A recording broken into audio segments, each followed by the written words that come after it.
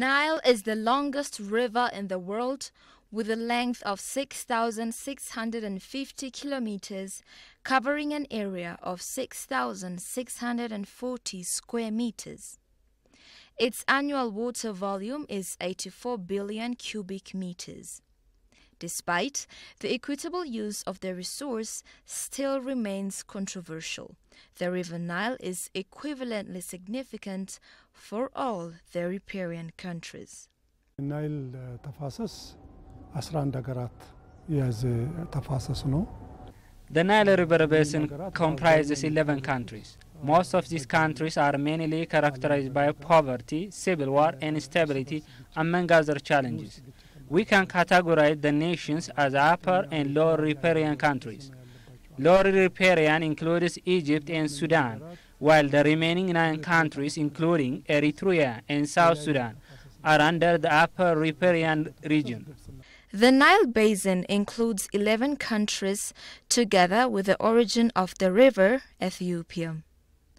Owing to the agreement between Egypt and the Sudan signed in 1929 and 1959, Ethiopia was sidelined from being the direct beneficiary of the Nile waters.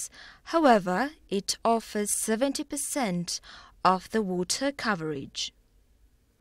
This has resulted in unbalanced utilization of the resource among the member countries.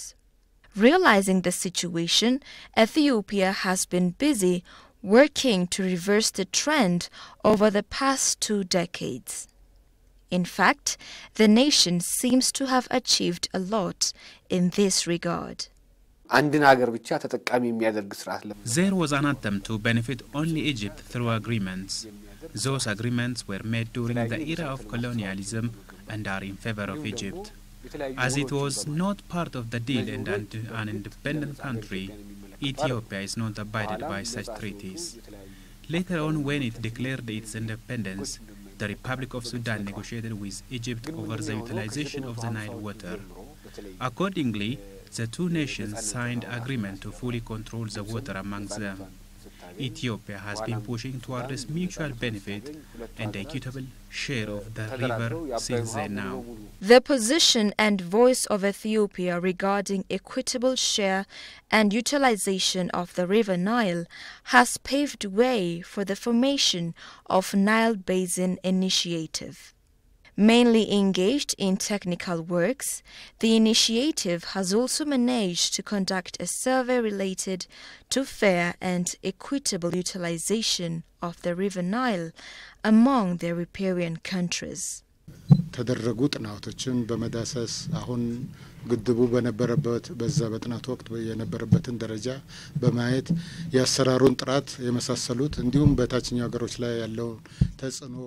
There are surveys conducted on the dam. The international panel of experts has been set up with the aim of evaluating the impact of the dam upon the lower riparian countries and other related issues. The panel has properly performed its duties. Regarding the Renaissance Dam, Ethiopia's position is clear. It is based on the spirit of cooperation and creating better neighborhood. Over 150 documents on the construction of the dam have been investigated by the International Panel of Experts, which comprises of 2 representatives from Ethiopia, Sudan and Egypt each, and 4 international experts from South Africa, Germany, France and Britain.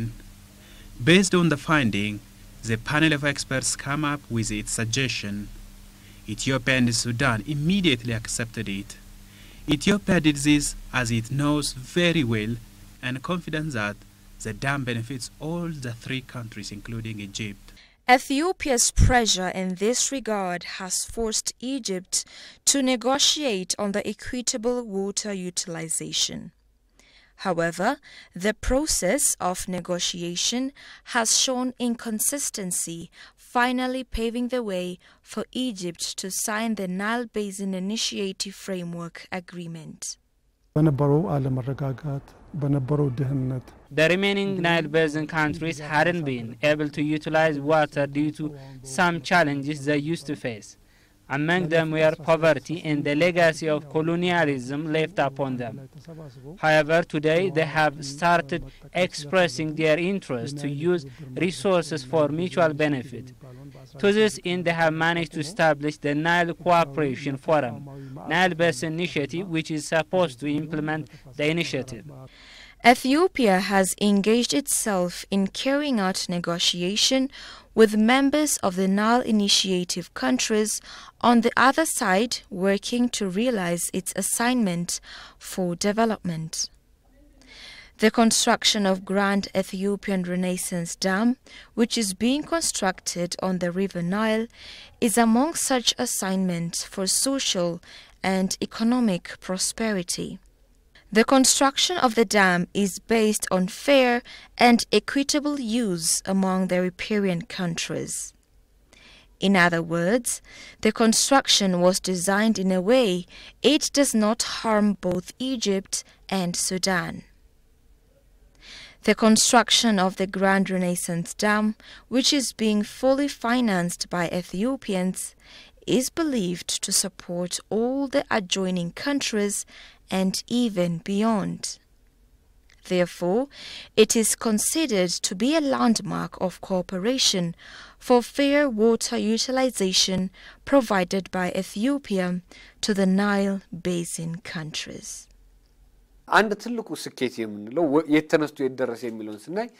If we see the progress of the Nile Cooperation Agreement framework so far, all members of the initiative have been engaged in negotiation over the water of Nile since the past 30 years now.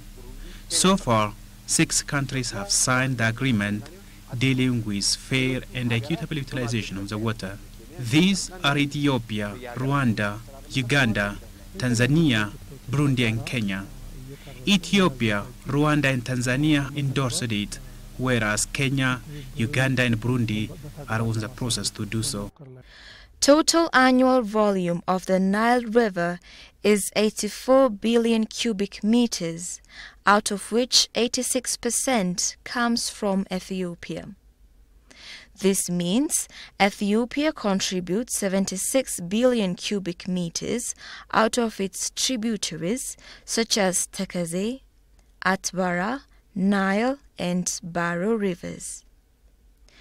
However, the inconsistent annual flow of the Eastern Nile deterred the down and upstream countries to use the water properly.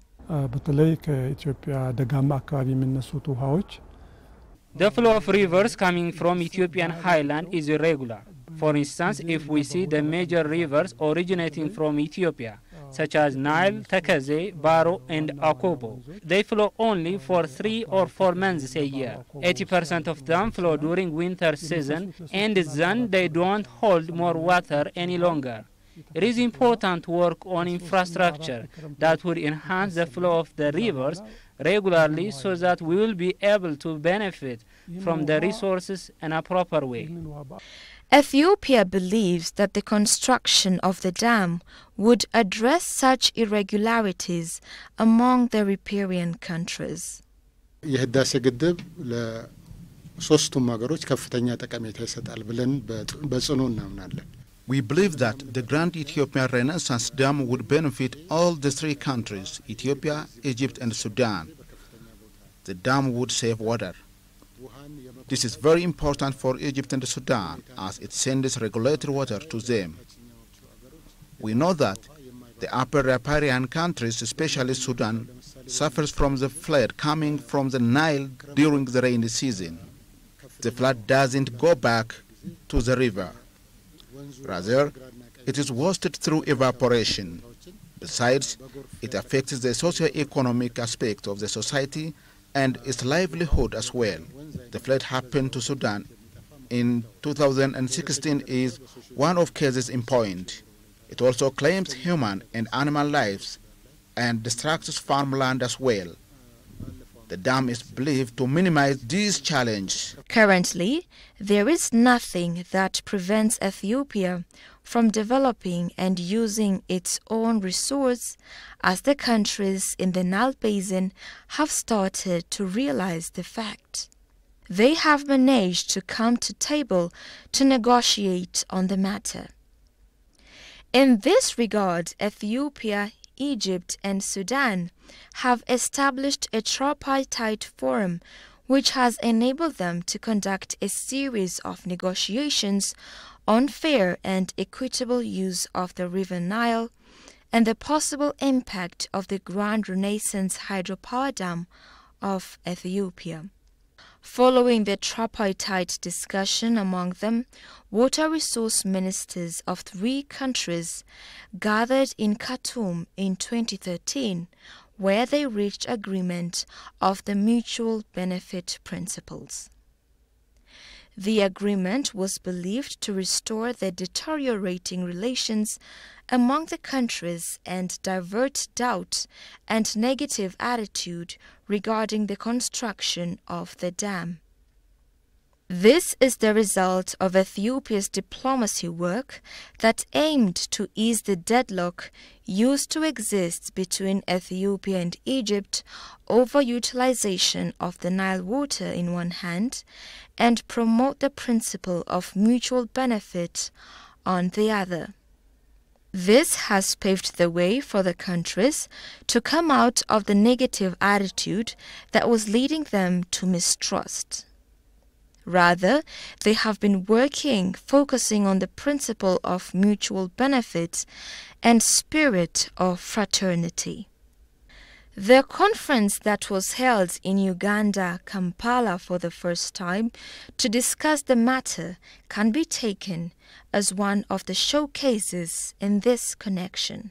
ክቡር ጠቅላይ ሚኒስትራችን አቶ ኃይለማርያም ደሳለኝ የሱዳኑ ፕሬዝዳንት ኦማር ሐሰን አልበሽርና የግብጽ ፕሬዝዳንት አብዱልፈታህ አልሲሲ የፈረሙበት የመሪዎች መግለጫ ስምምነት Ethiopian Prime Minister Haile Mariam Desalegn, Sudanese President Omar Hassan al-Bashir and Egyptian President Abdel Fattah al-Sisi signed Declaration of Principles that enables them to cooperate in 2015, promoting cooperation and mutual benefit, fair and appropriate water utilization, avoiding significant harm among countries, settling possible disagreement and strengthening neighborhood are some of the points put in the agreement.